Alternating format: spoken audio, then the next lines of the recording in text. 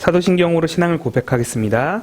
전능하사 천지를 만드신 하나님 아버지를 내가 믿사오며 그 외아들 우리 주 예수 그리스도를 믿사오니 이는 성령으로 잉태하사 동정녀 마리아에게 나시고 본디오 빌라도에게 고난을 받으사 십자가에 못 박혀 죽으시고 장사한 지 사흘 만에 죽은 자 가운데서 다시 살아나시며 하늘에 오르사 전능하신 하나님 우편에 앉아 계시다가 저희로서 산자와 죽은 자를 심판하러 오시리라.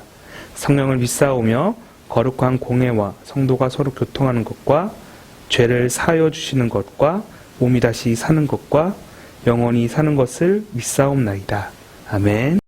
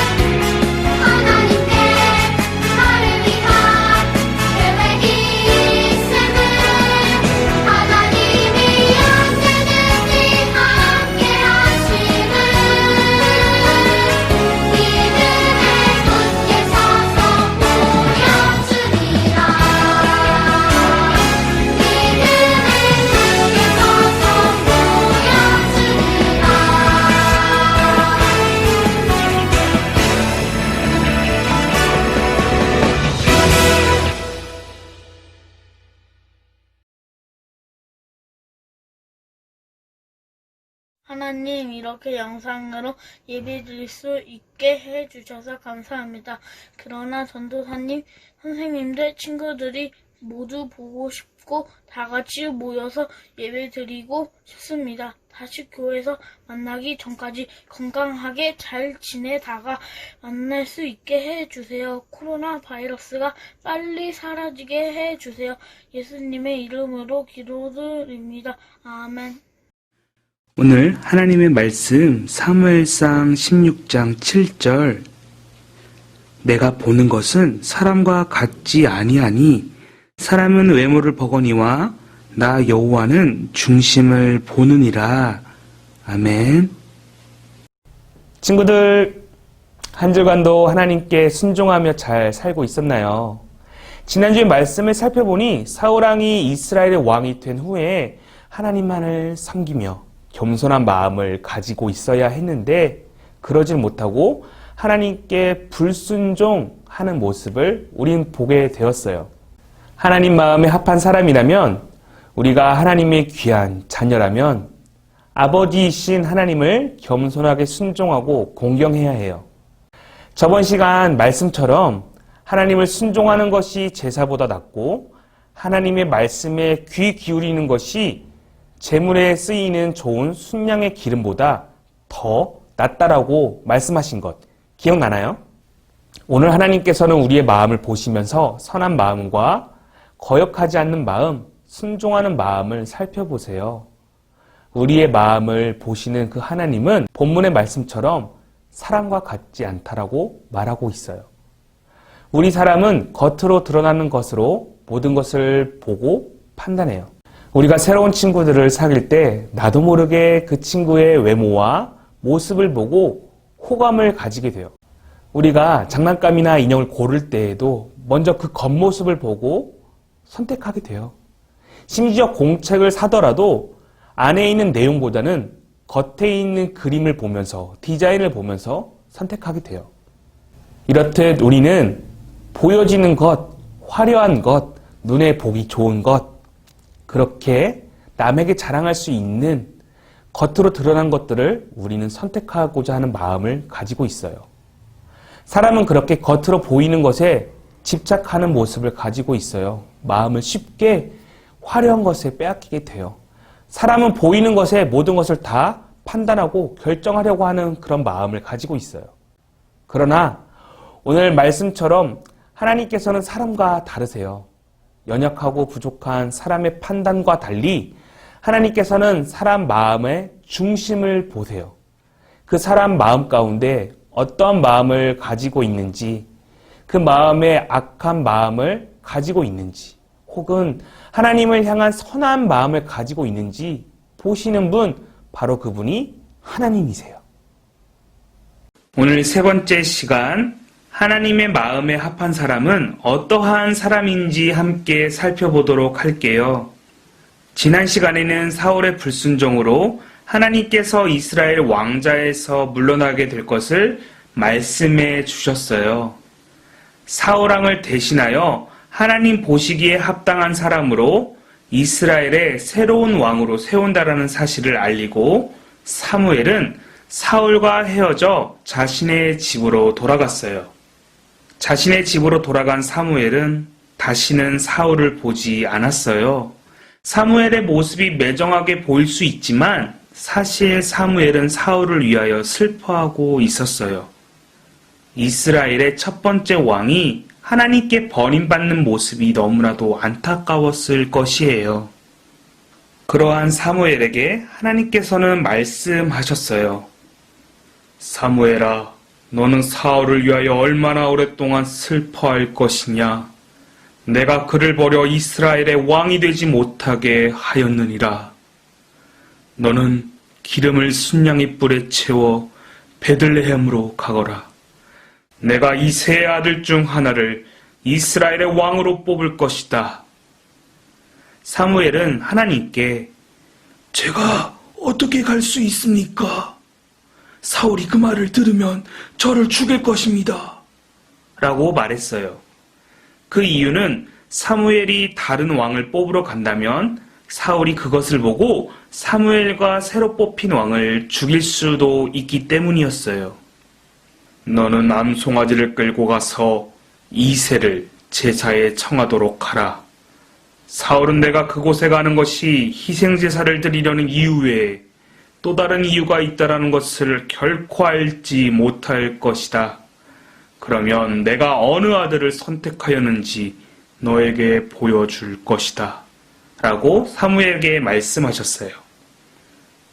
바로 이새라는 인물의 아들들 중에서 새로운 왕을 뽑을 것임을 하나님께서는 말씀하신 거였어요. 사무엘은 하나님 말씀에 순종하여 암송아지를 끌고 베들레헴으로 갔어요. 이곳 베들레헴은 바로 하나님께서 새로이 기름 부음을 받을 사람이 있는 장소이자 먼 훗날 예수 그리스도께서 태어나신 장소였어요. 사무엘은 이새의 아들들을 보았어요.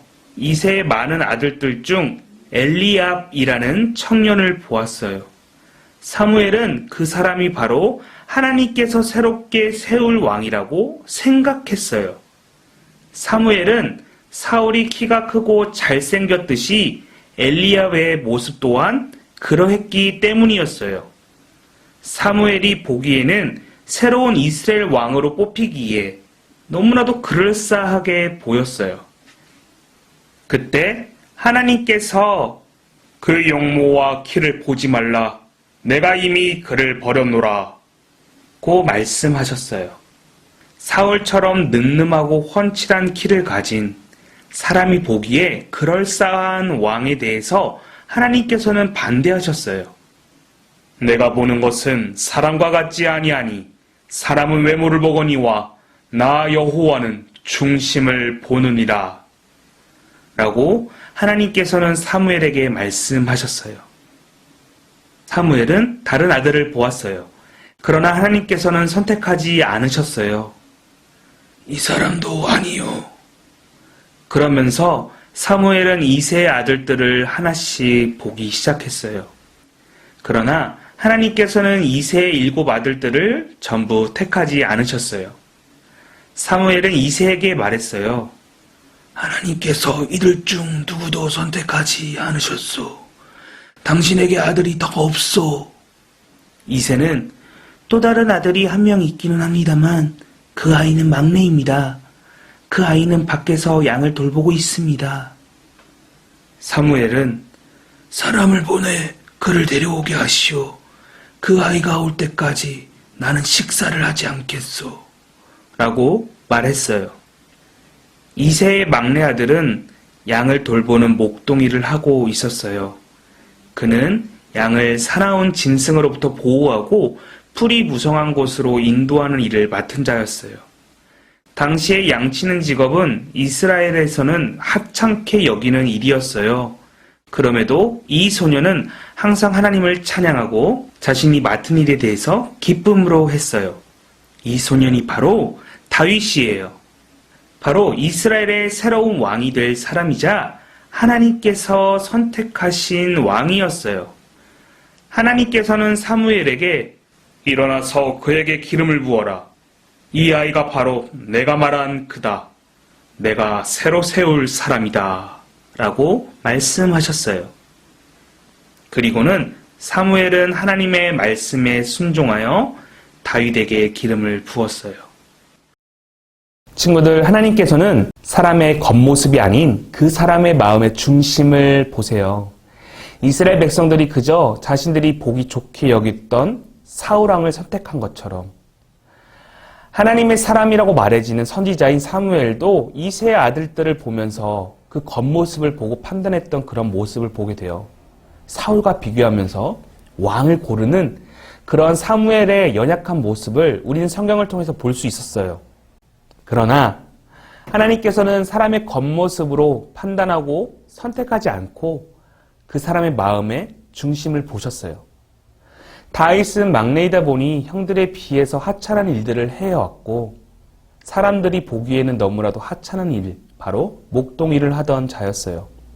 그러나 다윗은 그것에 불만을 가지고 있지 않고 기쁨으로 그 모든 일들을 행했어요. 다윗은 수금과 같은 악기를 연주할 줄 알던 사람이었어요. 그는 양들을 돌보면서 항상 하나님께 기도하고 찬양하며 하나님을 높이는 예배자의 삶으로 살았어요. 항상 고되고 어려운 일이었을 텐데도 불구하고 다윗은 불만의 목소리보다는 하나님께 감사한 마음을 가지고 기도하면서 살던 인물, 그 인물이 바로 다윗이에요.